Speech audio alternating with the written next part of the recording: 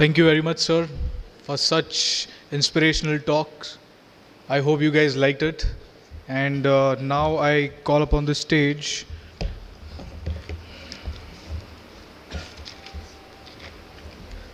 Mr. Saifin Hassan. He's the youngest IPS officer of our nation who got selected in the year 2017. Coming from a common background with a lot of hard work, he has cleared his exam in the first attempt at the age of 22. I would like to invite Mr. Saifin Hassan. Thank you.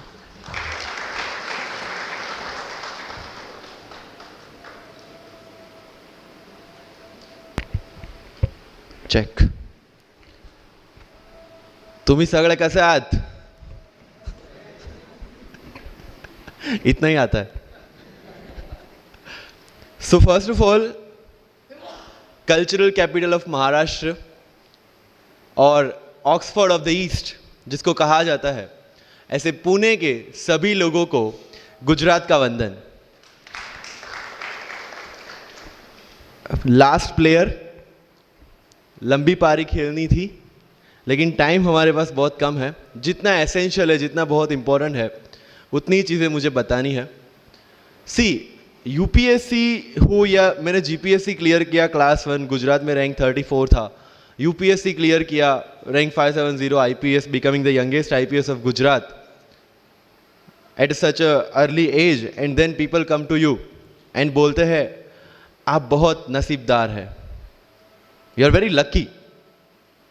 I tell them in reverse, luck favors the brave. कोई अपना luck साथ में लेके नहीं आता, वो बनाना पड़ता है. अगर आपके पास रिस्क लेने का एटीट्यूड है, सी, मैं गुजराती हूं and we know the business, and business का एक ही फंडा है, higher the risk, higher the profit. So अगर 8:30 को आपका एक्सीडेंट होता है और 9 o'clock आप मेंस की एग्जाम देने जा सकते हैं, इंटरव्यू से पहले 1 महीने तक आप हॉस्पिटलाइज्ड है और उससे 1 वीक पहले आप दिल्ली जाके उसकी प्रिपरेशन कर सकते हैं, तो luck has to come with you. उसको आना पड़ेगा और आपको आईपीएस बनाना पड़ेगा. लोग बोलते हैं कि एक्सीडेंट के बाद आप जाके आए एंड ऑल, तो द सिंपल था कि मैं एग्ज़ाम के लिए निकला, मेंस मेरा था, सुबह GS3 का पेपर था. 8:30 को मेरा स्कूटी स्लिप हो गया, मेरा लिगामेंट इंजरी हो गया, लेफ्ट हैंड में इंजरी था, सीट से ब्लीडिंग हो रहा था.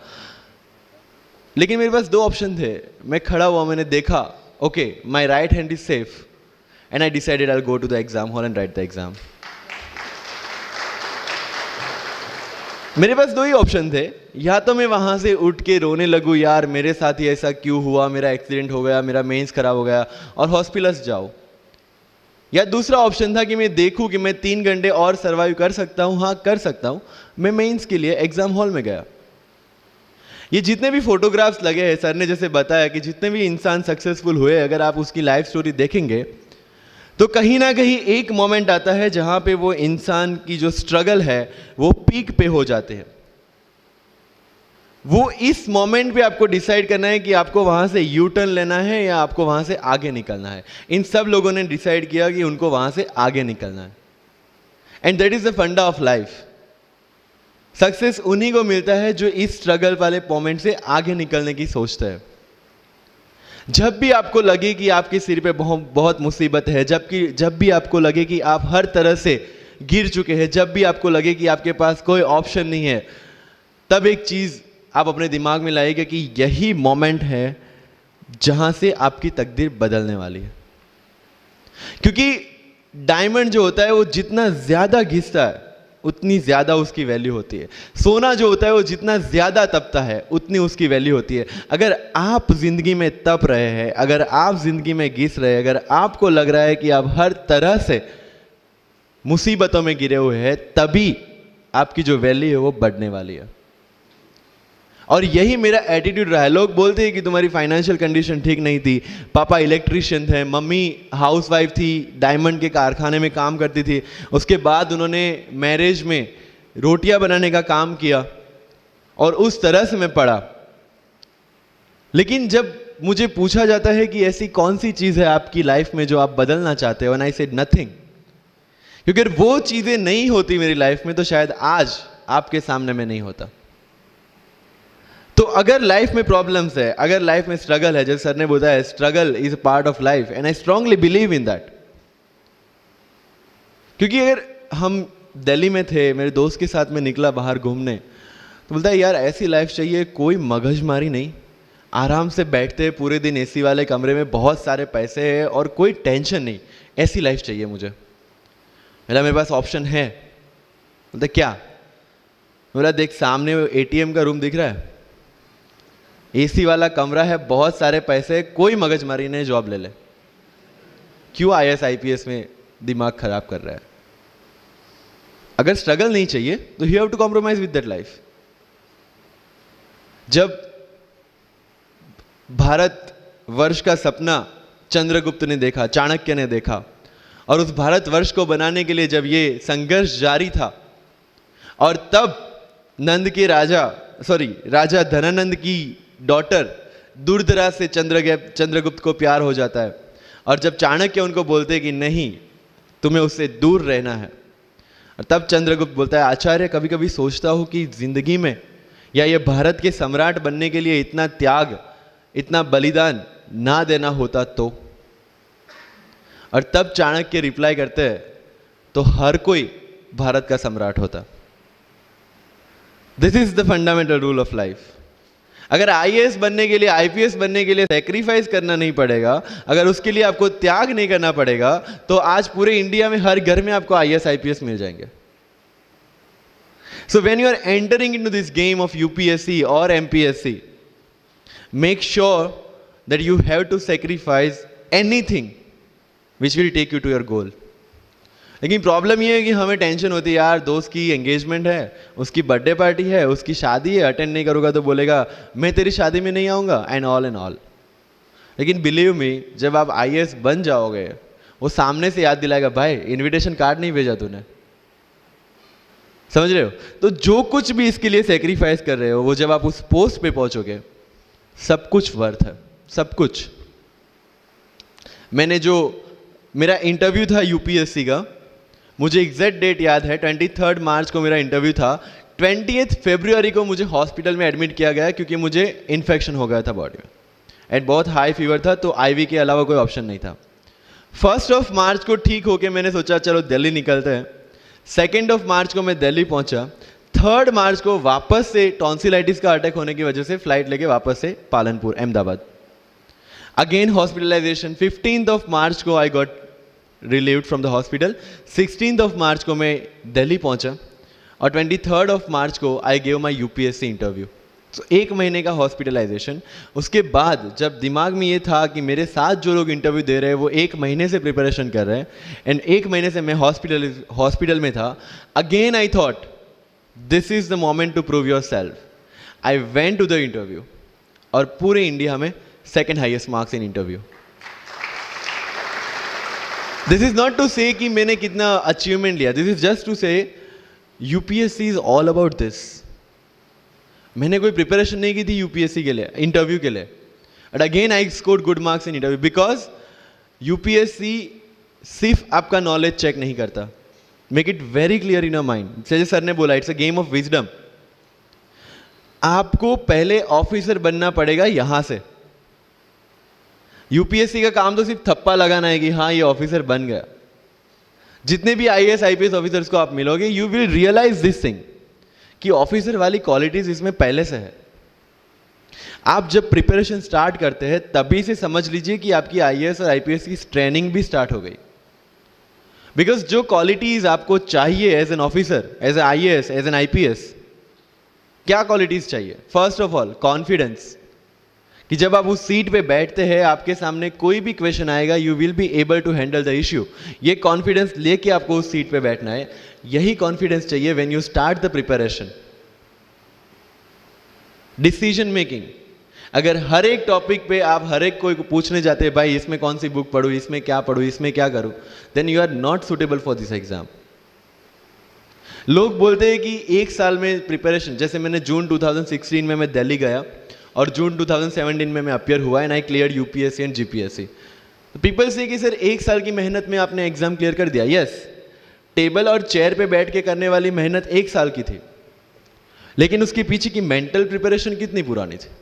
जब मैं प्राइमरी स्कूल में था तब सोचा था कि आईएएस बनना है, और तब से मेरी जो जर्नी है, तब से मेरा जो टेम्परामेंट है, तब से मेरा जो एटीट्यूड है, वो इसी डायरेक्शन में था। जब कॉलेज में था तब मैंने एनजीओ स्टार्ट किया, 3 एनजीओ से मैं जुड़ा था। जब लोग सोशल मीडिया, व्हाट्सएप और फेसबुक पे बिजी थे, मैं वहाँ स्लम में जाके बच्चों को पढ़ा रहा था। क्यों? क्योंकि मुझे पता था कि फ्यूचर में यही काम करना है, क्यों ना अभी से उसकी ट्रेनिंग ले लो। So I have invested my each and every moment for this goal, because जो पर्सनालिटी टेस्ट लास्ट में यूपीएससी लेता है, इंटरव्यू नहीं है वो, we consider it as interrogation. Interview को इंट्रोगेशन लेके चलता है, वहां पे पूछताछ होगी नहीं। अगर यूपीएससी के इंटरव्यू में 10 में से 9 क्वेश्चन के आंसर भी आप सॉरी सर और sorry ma'am, I don't know कह के देते हैं, उसका कोई इंपैक्ट नहीं पड़ता। इंपैक्ट पड़ता है वो 9 क्वेश्चन न आने का प्रेशर आप कैसे हैंडल करते हैं। आपके पसीने छूट जाते हैं या आप वही टेम्परामेंट के साथ इंटरव्यू कंटिन्यू करते हैं। मार्क्स उस चीज के हैं, मार्क्स है आपकी सोच के। एक ऑफिसर के तौर पे जब आपको आईएएस या आईपीएस की सीट पे बिठाया जाएगा, how will you treat the citizens of this nation? What will be your attitude to each and every person who is going to come and meet you? These things are being tested during UPSC interview. और इस सारी journey में अगर सबसे important कोई चीज है तो that is your learning attitude, और not for UPSC, for life even. Because when I am speaking in front of you in Hindi and English, to be very clear, I belong to rural background of Gujarat, और मेरा study जो हुआ है वो पूरा Gujarati medium में हुआ है, गवर्नमेंट स्कूल में। 12th तक का स्टडी मेरा गवर्नमेंट स्कूल में हुआ है, गुजराती बोर्ड में, गुजराती मीडियम में। And yet I can give my UPSC interview in English in Delhi and score such marks. Where did it come from? कहाँ से आता है ये? मुझे अभी भी याद है मेरा college national institute of technology Surat था, जहाँ पे मेरे साथ जो पढ़ने वाले बच्चे थे वो सारे CBSE ICSE वाले थे, और मैं एज ए एलियन वहाँ पे पहुँचा था, क्योंकि तब मुझे पता चला कि मैकडी जैसा भी कुछ है और उसमें बर्गर जैसा भी कुछ मिलता है। That was my first exposure to any metro city. And जब मैं उनसे इंटरेक्शन करता था और इंग्लिश बोलने की ट्राई करता था, तो जैसे संजू मूवी में इंग्लिश दिखाया गया है गुजरातियों का, जो जीरो को जीरो बोलते हैं, उसी तरह I was also like that. Mother tongue influence आ जाता है, it's very obvious. So I use to speak notes and not notes, और डोर एंड नॉट डोर, और don't and not don't. So they use to make fun of me. Safin, it's not don't, it's don't. Okay fine. I had 2 options. Either I stop speaking English with them or improve on that and go ahead. I decided the second option. When I started my preparation of civil services, जो English medium में करनी थी, वाजीराम में मैंने coaching किया, जहाँ पे पूरा इंग्लिश मीडियम में था, सारे सब्जेक्ट्स मेरे लिए नए थे. I started from the scratch. I started from the English medium NCERT of standard 5 and 6, Gujarati dictionary, Gujarati to English dictionary, and then I started my preparation. कभी कभी ऐसा होता था कि द हिंदू का पूरा एडिटोरियल पढ़ लिया और उसके बाद आई वाज लाइक कि मैंने क्या पढ़ा. ये होगा, सबके साथ होगा. बट उस जगह अगर आप टिक गए, उस जगह अगर आपने पेशेंस रखा, उस जगह आपने अगर सर्वाइव कर दिया, तो इस एग्जाम में भी सर्वाइव कर जाओगे. क्योंकि यूपीएससी की जो रेस है उसमें कभी भी कछुआ, कभी भी खरगोश नहीं जीतेगा. इसमें जीतने वाला ऑलवेज कछुआ ही होगा, जो स्लो बट स्टेडी रहेगा. लग जाते हैं 5 साल भी लग जाते हैं, 7 साल भी लग जाते हैं, 9 साल भी लगे हैं लोगों को एग्जाम क्लियर करने के लिए. लेकिन बिलीव में जब रिजल्ट आएगा ना, तो वो सारा सेक्रीफाइस आपको वर्थ लगेगा. आप पढ़िए लोगों के इंटरव्यूज. मैंने क्या किया कॉलेज के 4 साल में, I went through each and every interview of UPSC toppers on YouTube. Ira Singhal से लेकर टीना डाबी मैम तक सबकी इंटरव्यूज मैंने देखे. For what? Just to know कि उन्होंने ऐसी कौन सी गलतियां की थी जिससे इनको इतना टाइम लग गया, और मुझे कौन सी गलतियां रिपीट नहीं करनी है. क्योंकि चाणक्य ने कहा है कि दूसरों के एक्सपीरियंस से जो सीखते हैं ना, वो जल्दी आगे आ जाता है. क्योंकि खुद सब कुछ अनुभव करके सीखने के लिए जिंदगी काफी छोटी है. I did the same. 4 साल में हर एक टॉपर का इंटरव्यू देख लिया, चीजें समझ ली कि ऐसी कौन सी चीजें जो इन सब ने की है और ऐसी कौन सी चीज़ें हैं जो गलतियां हैं जो इन्होंने की और जो मुझे रिपीट नहीं करनी है। सो जब युद्ध के मैदान में हम उतरते हैं, इस चक्रव्यूह में उतरते हैं, तो अभिमन्यु की तरह नहीं, अर्जुन की प्रिपरेशन के साथ उतरना है कि हमें पता होना चाहिए कि इससे बाहर कैसे निकले। I did the same. College के 4 साल इंटरव्यूज देखे, ब्लॉग्स पढ़े, समझा कि इसमें कॉमन मिनिमम क्या है। वो जो कहानी अगर आपने सुनी हो कि शार्पनिंग द एक्स, रोज अगर आप पेड़ काटने के लिए जाते हैं तो you have to sharpen your axe, otherwise day by day आपकी जो एफिशिएंसी है वो कम होती जाएगी। 4 years in my college I sharpen my x, जिससे 1 साल में मुझे कहीं पे रुकना ना पड़े। This was the strategy. आज मेरे पास काफ़ी मैसेजेस आते हैं, sir please give me your strategy. I am sure आप में से काफ़ी लोगों ने किसी टॉपर्स को पूछा होगा, please share your strategy. Why? हर एक की स्ट्रेटजी अपनी खुद की होती है। अगर आज 990 लोग यूपीएससी में सिलेक्ट हुए तो यू विल गेट 990 स्ट्रेटजीज, क्योंकि हर एक की स्ट्रेंथ और हर एक की वीकनेस अलग है। You have to understand this. आप कभी डॉक्टर के पास जाते हैं बीमार होके, और कभी डॉक्टर को ये बोला है, सर जो आगे वाले पेशेंट को दी ना, मुझे वही मेडिसिन चाहिए। डिड यू से लाइक दैट? नो, क्योंकि उसकी बीमारी अलग है, मेरी बीमारी अलग है। सेम चीज विथ यूपीएससी, आपकी स्ट्रेंथ और आपकी वीकनेसेस अलग है, किसी टॉपर की स्ट्रेंथ और किसी टॉपर की वीकनेसेस अलग है। Why should I walk on the same path, जबकि मुझे पता है कि वो मेरे लिए बना ही नहीं। I have to create my own path. मेरा यूपीएससी का जो बुक लिस्ट है वो अगर आप देखेंगे ना, तो यू विल फाइंड कि ये completely out of the box book list है। मैंने कभी लक्ष्मीकांत नहीं पढ़ी। आई नो यूपीएससी फ्रेटर्निटी के लिए ये बहुत बड़ा स्टेटमेंट है। I never read Shankar IAS, I never read Yojana, I never read Kurukshetra. I didn't do writing practice for mains. मैंने मेंस में GS2, GS3, GS4 का एक पेपर, एक ऐसे और ऑप्शनल का एक पेपर लिखा है। That's all about my writing practice, because I knew what are my strength and what are my weaknesses. Mains में 3 चीजें होती है, handwriting, speed and content. When I was so sure about my handwriting and my speed, why should I waste my time on writing the papers? Instead of that, I focused on improving my content. Getting my point? So if you are the aspirant की जिसको लगता है कि 3 घंटे में मेरे से paper finish नहीं होता, then go for writing practice. Then write as much as you can because you need that. But किसी टॉपर ने 50 पेपर लिखे हैं, 3 टेस्ट सीरीज ज्वाइन किया है, इसलिए मुझे भी करना पड़ेगा। No, that's not the rule in UPSC. किसी ने ये टेस्ट सीरीज ज्वाइन की, मैं वहां चला गया, किसी ने वो टेस्ट सीरीज की, मैं वहां चला गया। No, you have to create your own path, and this was the biggest part of my UPSC preparation.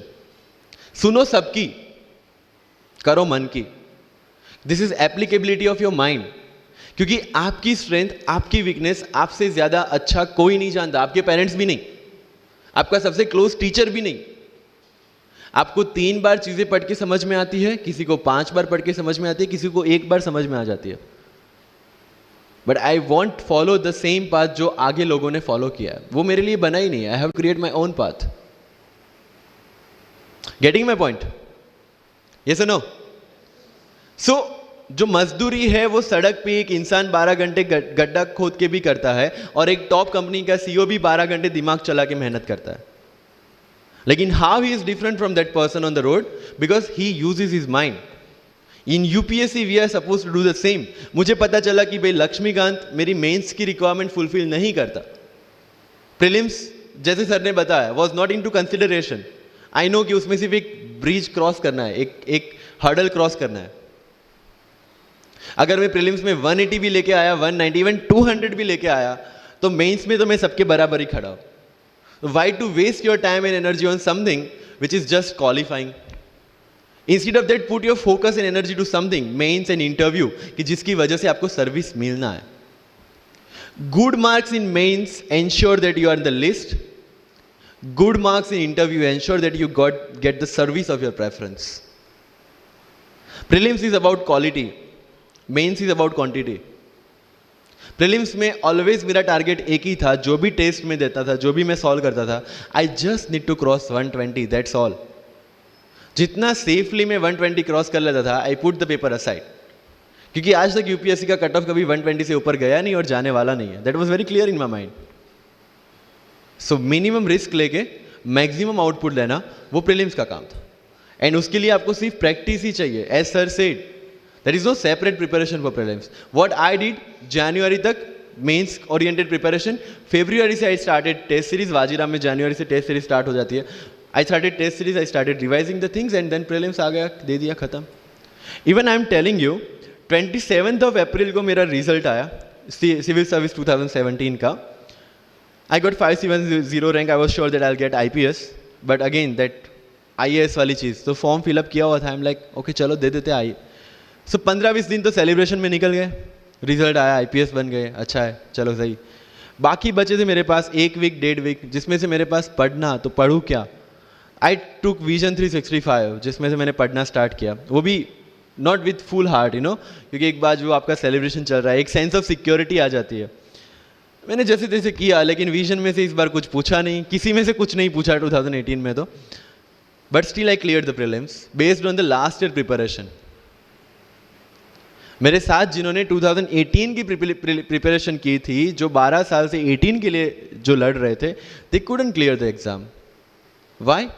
Because prelims is just a mind game. You have to understand that. सबसे अच्छी बात prelims में ये है कि answer आपकी आंखों के सामने है, जो मेंस और इंटरव्यू में नहीं है. So it's the most safest game. You just need to understand the trick which UPSC follows, where it can misguide you. तो अगर आपने UPSC के पिछले 15-20 साल के पेपर आपने देख लिए हैं, तो आपको समझ में आ जाएगा कि यहाँ पे गड्ढा है. अगर UPSC ने इस टाइप का स्टेटमेंट रखा है, तो you have to be careful about this.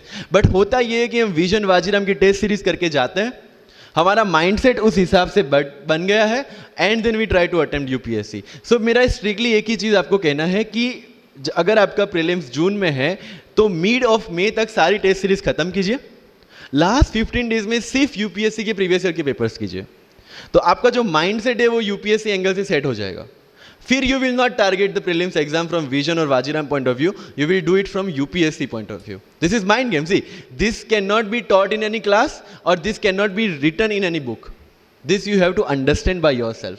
Wisdom जो सर ने बोला, अगर 5 लाख लोग प्रीलिम्स में बैठते हैं और 15,000 क्वालिफाई करते हैं, what is different with those 15,000? There are certain keys जो आपको पकड़नी है प्रीलिम्स के लिए. Test series is a practice test. हम क्या करते हैं, टेस्ट सीरीज दे दिया, मार्क्स देख लिए, खत्म. No, that is not for your evaluation, that is part of your learning process. What I used to do sir, कि वाजीराम का जब टेस्ट खत्म होता था, मैं घर पे आके खुद उसकी की बनाता था. How does it help you? It helps me to understand the entire topic again. 1 to 100 question, 100 topics, again you are revising. Key में क्या होता है, जो 4 ऑप्शन दिए उसके इर्द गिर्द ही पूरा सॉल्यूशन देता है. जब आप गूगल पे पढ़ते हैं, you understand the whole topic again. तो अगर सेम टॉपिक में से कोई और क्वेश्चन भी आ जाता है, you have already revise the things. This is how you will practice for prelims. अगर कहीं पे भी टाइम इन्वेस्ट कर रहे हो, you have to get optimum output out of that. लोग करंट अफेयर्स के नोट्स बनाते हैं न्यूज़पेपर पढ़ के. I never made any notes. Why? जब कोचिंग क्लासेस इतना पैसा दे के उनके लोगों को बिठा के न्यूज़पेपर में से, पीआईबी में से, पीआरएस में इतना अच्छा मंथली मैगजीन प्रिपेयर करते हैं, what's the need for me to write down the same thing again in my notes? उससे बेटर है कि मैं वो मंथली मैगजीन बार बार रिवाइज कर लूँ. वाजीराम में एक सिस्टम है, 500 लोगों का क्लास होता है. अगर आपको फ्रंट रो में बैठना है, तो you have to go 1 hour early. So मैं 1 घंटे पहले जाता था, लेकिन 1 घंटे पहले जाके लोग वहां क्या करते थे, they started discussing the things जिनके बारे में उनको खुद को पता नहीं होता. What I used to do, putting on my headphone, taking the monthly magazine and going through the sections 1 by 1. 1 साल मंथली मैगजीन को 1 घंटे वहां बैठ के ही रिवाइज किया है. No extra time for that. और इसी हिसाब से प्रीलिम्स के पहले मेरे मंथली मैगजीन 5 बार रिवाइज हो चुके थे. That give you the confidence to go for the prelims exam. Revision. हर बार क्या होता है, प्रीलिम्स में जाते हैं, एक क्वेश्चन देखा, 2 ऑप्शन पता है, 2 ऑप्शन नहीं पता है. होता है यूपीएससी में, इट्स वेरी कॉमन. 2 ऑप्शन पता है, that means you have read that topic. 2 option नहीं पता, that means you lack clarity on that topic. ये डिलेमा वाले क्वेश्चंस जितने कम, आइदर आपको आता है और नहीं आता है, दैट्स ऑल. जितने ज्यादा क्वेश्चंस में डिलेमा, उतना आपका रिवीजन ज्यादा चाहिए, उतनी आपकी क्लैरिटी कम है. This is simple test for checking out कि आपकी प्रिपरेशन कहां तक पहुंची है. जब भी टेस्ट लेके बैठो, टॉपिक है, अगर पढ़ा हुआ है तो यू मस्ट नो एवरीथिंग. अगर नहीं पढ़ा है, that's not the issue. See, you just need to score 60% or 70% in prelims. Same thing, 50% in mains. So there is no one who can clear the 100% syllabus of UPSC. आज तक UPSC, GPSC दोनों first attempt में clear करने के बाद भी, if I am asked something from medieval India, I don't know anything. पढ़ा ही नहीं, मैंने स्किप कर दिया. मुझे पता है कि अगर 2 क्वेश्चन पूछते हैं प्रीलिम्स में, Why to invest such a time on that? Instead of मैं पॉलिटी और इकोनॉमी का रिवीजन ना करूं जिसमें से श्योर क्वेश्चन आने, या फिर मैं इकोनॉमी और एनवायरमेंट ना पढ़ूं जिसमें से 15-20 क्वेश्चन श्योरली आने. Why to waste some time on something which is very uncertain in exam? And believe me, जब मैंने मेडिवल छोड़ा, मैं सर के पास गया था. He might not remember, लेकिन मुझे याद है. मैं बोला, सर मेडिवल पढ़ूं? बोलते क्वेश्चन पूछते तो नहीं है मेडिवल में, लेकिन मैं ये नहीं कहूंगा कि तुम मेडिवल मत पढ़ो. क्वेश्चन आ गए तो, एंड आई अंडरस्टूड, सर समझदार को इशारा काफी है. I left the portion and 2017 के प्रीलिम्स में एक भी क्वेश्चन मेडिवल से नहीं है. अब इसको आप लक बोलोगे, बट ये लक तब बना जब मैंने कोई डिसीजन लिया. समझ रहे हो, राइट? तो सी, यूपीएससी मैंने पहले भी अपने इंटरव्यूज में कहा और आज फिर से करा, it's just a mind game. It's just a mind game. चीजों को समझना है. मेंस में अगर मैंने आंसर राइटिंग नहीं किया तो I should not gate demotivated, because मुझे पता है कि मुझे उसकी जरूरत नहीं है. आपकी जरूरतें आपको पता होनी चाहिए कि आपको किस चीज में. I was very sure in my mind कि अगर मुझे फर्स्ट अटेम्प्ट में क्लियर करना है तो मुझे कोचिंग चाहिए. That was very clear in my mind. जब मैंने सोचा कि कोचिंग करना है, वाजीराम में करना है, क्योंकि I research a lot about coaching institutions, तब मैं डिसीजन पे पहुंचा कि वाजीराम में करना है. पता चला कि वहाँ की फीस 1.5 लाख है, रहने का खर्चा 3-3.5 लाख तो आराम से हो जाएगा. अरे घर में टोटल सेविंग 10,000 से ज़्यादा नहीं थी उस time. But I saw the dream, करना है, यहीं से करना है. एंड फिर गांव से एक बिजनेसमैन ने बोला कि ठीक है, you go to Delhi, you pursue your dream, I will finance your expenditures. But ये तब हो पाया जब I saw the dream without considering the situations. इसलिए ओम शांति ओम का एक डायलॉग जो मुझे सबसे ज़्यादा फेवरेट है, अगर किसी चीज़ को पूरी शिद्दत से चाहो तो सारी कायनात तुम्हें उससे मिलाने की साजिश में लग जाती है. मेरे साथ ऐसा ही हुआ, क्योंकि मैंने शिद्दत से चाहा था यूपीएससी को. और जिस दिन दिल्ली में मैंने पैर रखा था, उसी दिन मेरे दिमाग में क्लियर था कि मेरा फर्स्ट अटेम्प्ट ही मेरा फाइनल अटेम्प्ट होगा. इस मेंटालिटी के साथ, सी होप्स वी कैन डू, हम ड्रीम्स देख सकते हैं, रिजल्ट क्या आना है वो अपने हाथ में नहीं है.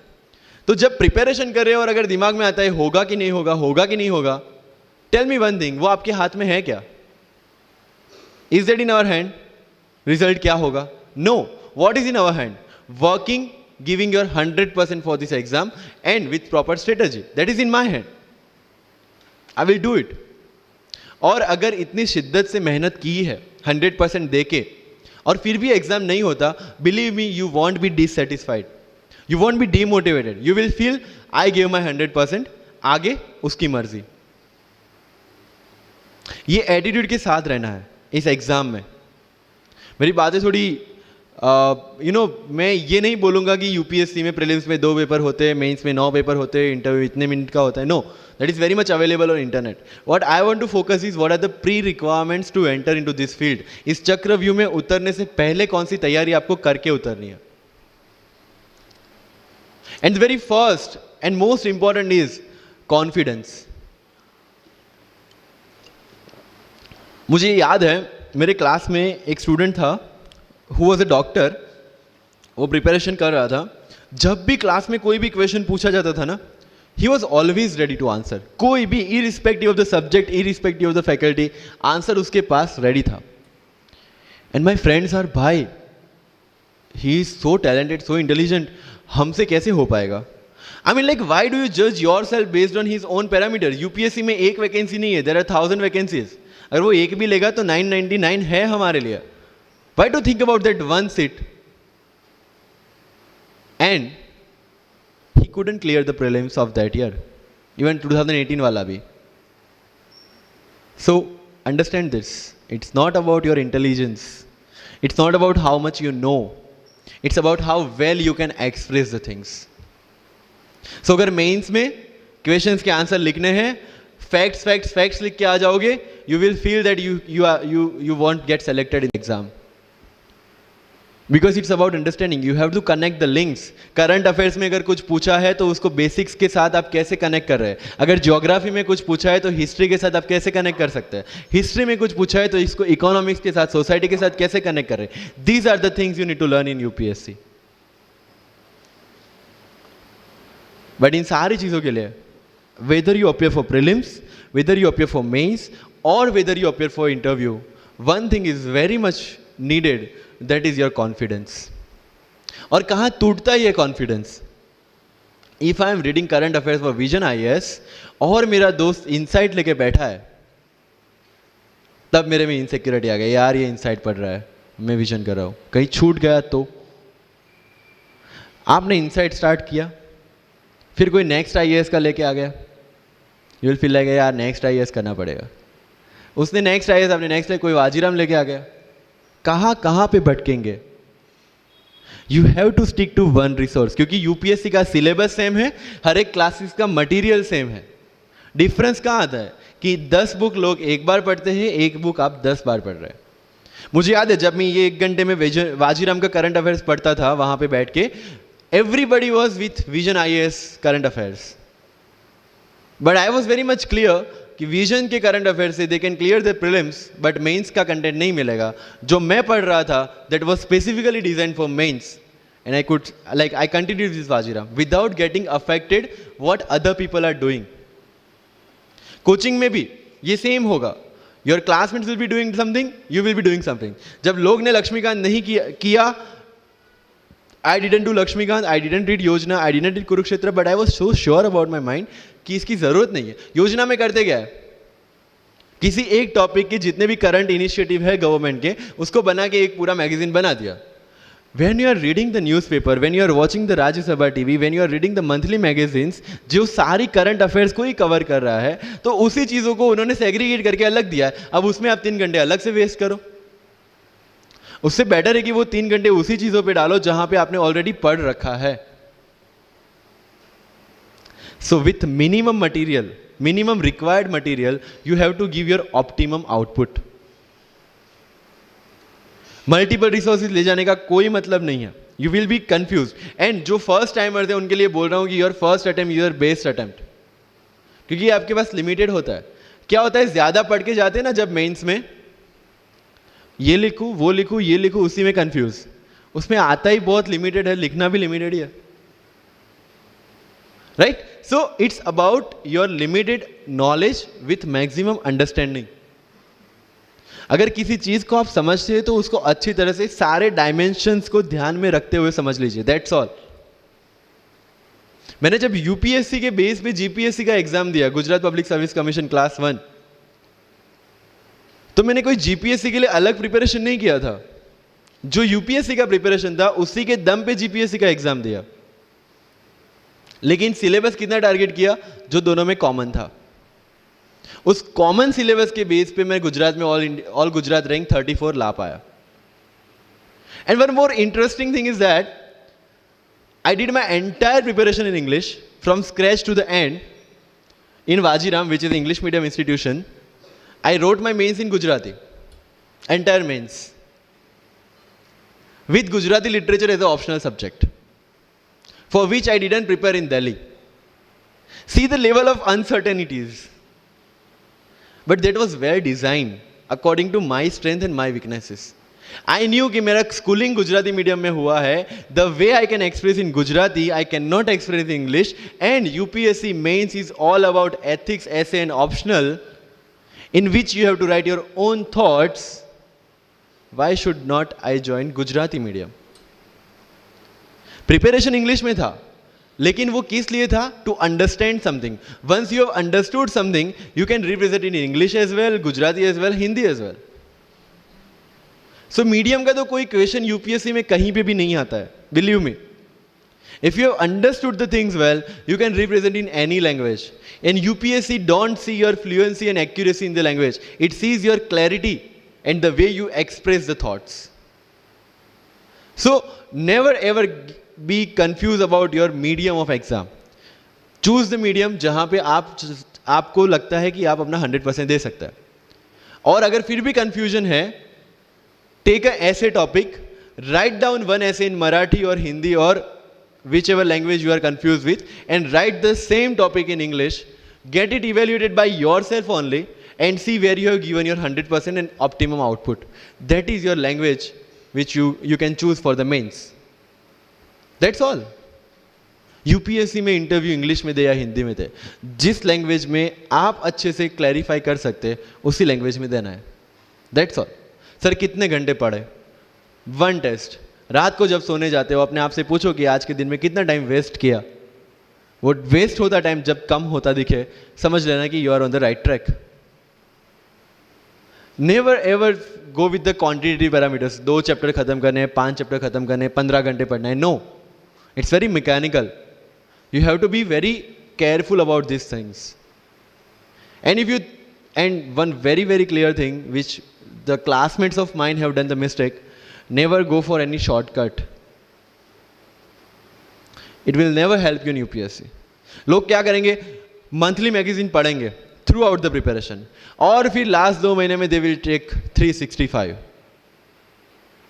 जब पढ़ा है और उसी में से वो मटेरियल बना है, तो जो चीजें पढ़ी है उसी को बार बार रिवाइज करने का क्यों हम नहीं सोचते? When you will read one thing for 5 times, 6 times, believe me, you will get the thorough understanding of that particular topic. But अगर सेम टॉपिक को आप किसी और बुक में से पढ़ेंगे ना, you will have to start from the scratch. क्योंकि माइंड की मेमोरी जो जिस हिसाब से काम करती है, आपको उस हिसाब से काम लेना है उसके पास से. I have never asked any senior about sir इसके लिए कौन सी बुक पढ़े, इसके लिए क्या करें. हाँ, अगर कहीं डीमोटिवेट होते हैं, कहीं आपको मोटिवेशन की ज़रूरत पड़ती है, कहीं आपके नेगेटिव मार्क्स कम ज़्यादा हो रहे हैं या फिर प्रीलिम्स में आपका स्कोर कम है, you can definitely ask them कि मेरी मिस्टेक कहाँ पे हो रही है. बट रिक्वायरमेंट हमारी अलग है, तो ज़रूरतें हमारी अलग है, तो सोर्सेज भी हमारे अलग होंगे. तो मुझे जब लगा, एंड मेरी पूरी preparation mains and interview oriented ही थी, प्रीलिम्स के ओरिएंटेड मैंने कुछ नहीं पढ़ा. I never read India year book as well, क्योंकि पता है इंडिया ईयर बुक में होता क्या है? करंट अफेयर्स का updation. When you reading current affairs monthly magazine, जो लोग हर जगह से उठा के बनाते हैं, why to waste your time and energy on something which is the repetition of the same thing? So you have to be very smart in your approach. And one thing, अगर सिविल सर्विस में जाना है और इस game में टिकना है, तो आपका जो इंस्पिरेशन होना चाहिए, that should be from with in. आपको IAS IPS क्यों बनना है? This is the fundamental question. और जब भी डीमोटिवेशन जैसा लगे, जब भी लगे कि मेरे से नहीं हो पा रहा है, ask this question to yourself. अगर कन्विक्शन स्ट्रांग होगा क्यों बनना है, you will be able to stay in this game. लेकिन अगर पैसों के लिए जाना है, मटीरियलिस्टिक गोल्स लेके जाना है, believe me, UPSC checks our presentation, but God checks our intention. This is very much clear, which I have felt, which I have seen. With what intentions you want to enter into service matters a lot. If you feel for the downtrodden, if you feel that you want to work for the nation, if you feel that you want to give something to the society, then only come into this service. If you want to make money, join some corporation. So with clear intentions, with clear inspiration, you have to enter into this game, and with lots of confidence. Don't take certificate from others. आज तक life में हमने यही किया है. अगर किसी marriage में भी एकदम बन ठन के गए हैं, लेकिन जब तक सामने वाला मुझे नहीं बोलता dude you look good today, हमें सेटिस्फेक्शन नहीं होता. Isn't it? We want certificate from others. No. कोई जब तक मुझे आके नहीं बोलता कि तेरे से यूपीएससी हो पाएगा, तब तक मुझे खुद कॉन्फिडेंस नहीं होता कि मुझे यूपीएससी करना चाहिए नहीं करना चाहिए. या अगर कोई मुझे आके बोल देता है कि भाई 3-4 साल 5 साल तो लग ही जाएंगे, तेरे बस की चीज नहीं है, अगेन मैं सोचने बैठ जाता हूँ। कुछ लोग तो, मेरे गुजरात में तो ये कल्चर है, यहाँ पे ये कल्चर है नहीं पता, लेकिन सम पीपल थिंक पहले एमपीएससी कर लो, पहले क्लास 3 क्लास 2 कर लो, फिर यूपीएससी के बारे में सोचो। ऐसा है यहाँ पे? यस और no? But you have to understand कि एमपीएससी जो है, जो क्लास 3 क्लास 2 एग्जाम्स है, उसकी रिक्वायरमेंट यूपीएससी की रिक्वायरमेंट से कंप्लीटली अलग है। अगर एमपीएससी ये पूछता है कि स्टैच्यू ऑफ यूनिटी कहां बना है या किसने बनाया है, उसमें कितना केजी गोल्ड यूज हुआ है, या उसका आर्किटेक्ट कौन था, UPSC will ask statue of unity होना चाहिए या ना होना चाहिए। This people will ask you Panipat का फर्स्ट बैटल कहां पे हुआ था, सेकंड कहां पे हुआ था, थर्ड कहां पे हुआ था, कौन जीता था, कौन हारा था, कहां से आए थे। यूपीएससी विल आस्क यू सारे बैटल्स पानीपत में ही क्यों हुए थे। So UPSC is never about where, when and what. It's about how and why. So जो भी चीजें आप पढ़ रहे हैं, जितनी भी चीजें आपके आसपास आ रही है, ask the question why and ask the question how. Without getting biased. One thing is very much needed for this service is your critical attitude toward everything without getting influence from anyone and anything. You are not supposed to get influenced by any ideology. You are not supposed to get influenced by any one person. One thing is your guiding torch throughout this exam and throughout your life should be the Constitution of India and the philosophy of the Constitution of India. No party philosophy required. So अगर कोई चीज हो रही है, I have only one thing to do: check the merits, check the demerits, propose the solution. If there is a demonetization, what will be the advantage, what will be the disadvantage, what could have been done and what should be done. That's all. Being an IAS or IPS, you have to do the same.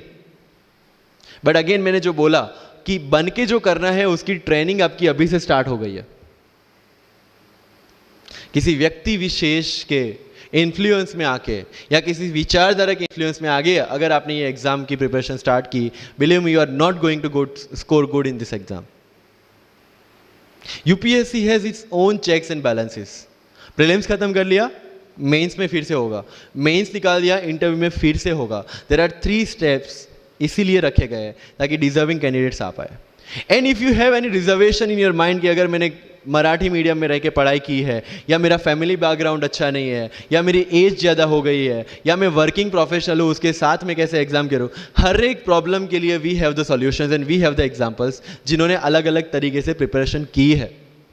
All India rank 2 Anu Kumari madam 1.5 साल 2 साल के लिए अपने 2.5 साल के बच्चे को अपने से दूर रख के प्रिपरेशन किए at the age of 31 and she could become the IAS।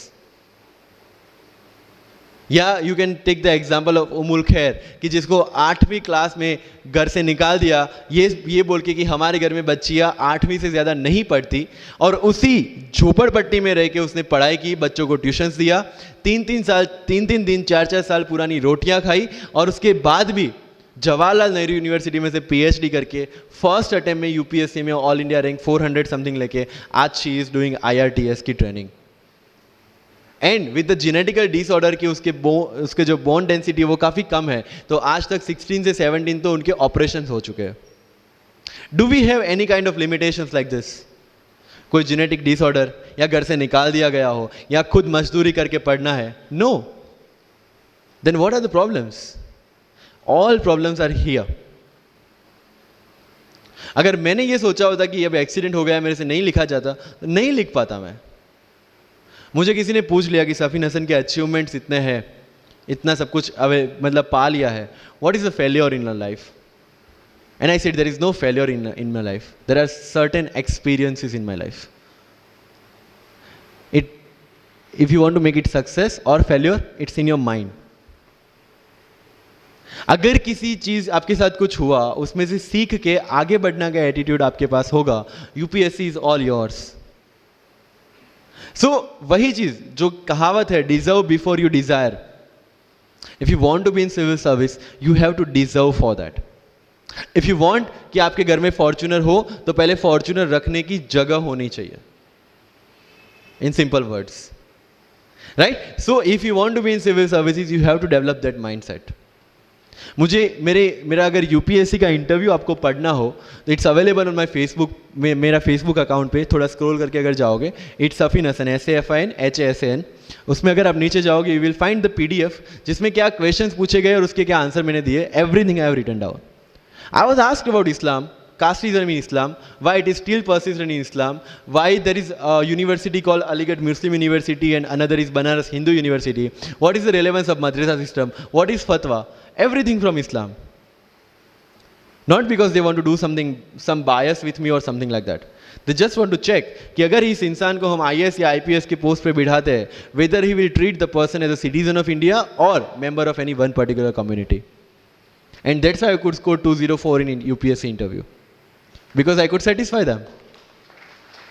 And this is not because I could score, this is the requirement of this job. अगर आपको लगता है कि बीइंग मुस्लिम आपके साथ कुछ डिस्टिंग्विश बिहेवियर किया जाता है, मुझे ये क्वेश्चन पूछा गया. मेरा एक इंटरव्यू है जिंदगी विथ रीचा में, जो अंसार भाई का काफ़ी वायरल हुआ था. Same Richa Anirudh also took my interview.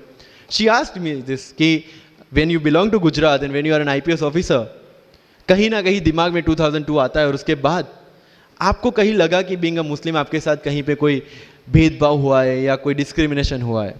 And I simply said no, I never felt like that, because मेरे दिमाग में कहीं पे डिफरेंशिएशन या डिस्क्रिमिनेशन नहीं है. It's always here. If I treat people differently based on the religion और the caste, I will see how people behave with me from that angle only. But if I am treating everyone equally, if I have no bias in my mind, I will not see biasness or this kind of discrimination anywhere. If you want to enter into this service, this is the first and foremost requirement, that you have the secular outlook, secular thinking, and thinking as per the Constitution of India. That's all. So जो मैं deserve before you desire की बात कर रहा हूँ, वो यहीं से शुरू होती है. एक IPS और IAS बनने के बाद आपको जो चीज़ें करनी है वो आपको यहीं से इम्बाइब करना स्टार्ट करना पड़ेगा. You can not go to each and everyone and ask इसके लिए क्या करूँ, उसके लिए क्या करूँ. You have the internet, find your questions and find your answers by yourself. When you will become an IAS, tell me one thing, collector का charge मिला आपको, कोई क्वेश्चन आया, you will go to 10 people and ask इसमें क्या करना चाहिए. No, you have to take the decision and act on that. Being an IPS, आपको कहीं पे मोब हैंडल करने जाना है, you can not ask your subordinates your constable, भाई इसमें क्या करूँ. You have to take decision. That decision making starts from here. मैं लक्ष्मीकांत पढ़ूँ, DD बासु पढ़ूँ, सुभाष कश्यप पढ़ूँ या किसी कोचिंग के नोट्स पढ़ूँ, you have to decide by your self according to your requirement. मैं द हिंदू पढ़ूँ या इंडियन एक्सप्रेस पढ़ूँ, मुझे जो चीज़ें ज़्यादा समझ में आती है, I read that thing. News तो सेम ही है, राइट. मुझे जो चीज़ें समझ में आती है और यूपीएससी का जो रिक्वायरमेंट है, ये दोनों चीज़ें मुझे ध्यान में रखनी है. So with this 50 minutes of कथा, I will take 5 to 6 question from your side.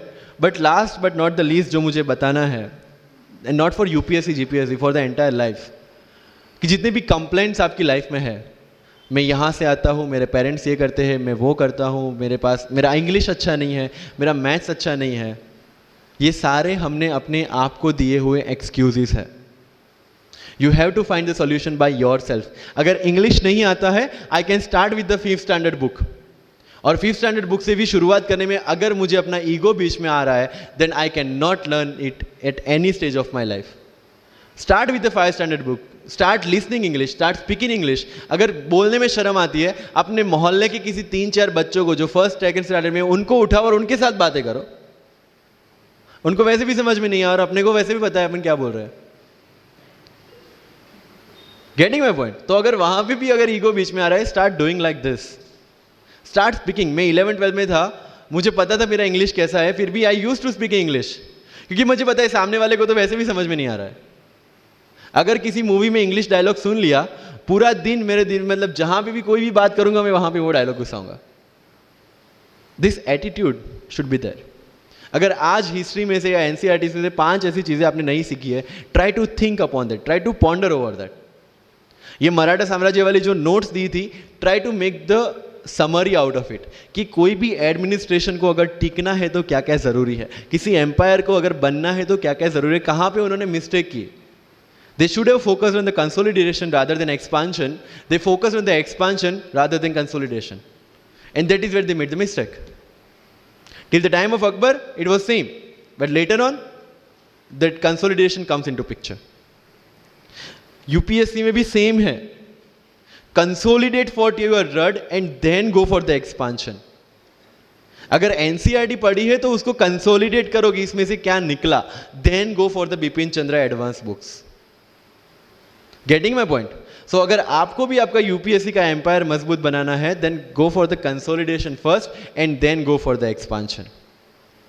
तो लाइफ में जो मैं कंप्लेनिंग एटीट्यूड की बात कर रहा था, वो कंप्लेनिंग एटीट्यूड आपको कहीं पे भी नहीं ले जाएगा. You have to put all your complaints aside, start preparation. क्योंकि आज तक दुनिया ये मानती थी कि एक भी शब्द बिना बोले हम अपनी बात एक्सप्रेस नहीं कर सकते. तब हमारे साथ थे चार्ली चैपलिन, जिन्होंने एक भी शब्द बिना बोले सारी दुनिया को एंटरटेन किया. आज भी दुनिया जब ये मानती है कि सिर्फ औरतें अच्छा खाना बना सकती है, हमारे सामने संजीव कपूर, जिन्होंने पूरी दुनिया को भारत का स्वाद चखाया. आज भी अगर दुनिया ये मानती है कि अकेले इंसान से कुछ नहीं हो सकता, हमारे सामने महात्मा गांधी जो अकेले चले थे और पूरा देश उनके पीछे चला था. आज भी दुनिया अगर ये मानती है कि धनवान बनने के लिए धनवान घर में पैदा होना जरूरी है, हमारे सामने धीरूभाई अंबानी, जिन्होंने पूरी दुनिया को एक सपना दिखाया, कर लो दुनिया मुट्ठी में. और आज रिलायंस इंडस्ट्री वर्ल्ड की और इंडिया की सबसे बड़ी इंडस्ट्री है. आज भी दुनिया अगर ये मानती है कि हम कम एज ज्यादा एज में कुछ नहीं कर सकते, हमारे सामने अमिताभ बच्चन, जो आज भी एक साल में 3 ब्लॉकबस्टर मूवीज देते हैं. अगर आप ये मानते हैं कि सिविल सर्विस में आने के लिए आपका बैकग्राउंड होना जरूरी है, आपके सामने Shahrukh Khan without any background आज भी बॉलीवुड का बादशाह है. अगर आज तक दुनिया ये मानती थी कि हम सिर्फ धरती पे रहने के लिए बने हैं, हमारे सामने नील आर्मस्ट्रॉन्ग जो चंद्र पे जाके आए. आज तक हम ये जानते हैं कि हम क्या है, हम क्या बन सकते हैं, ये जानने का टाइम शुरू होता है अब. Thank you so much.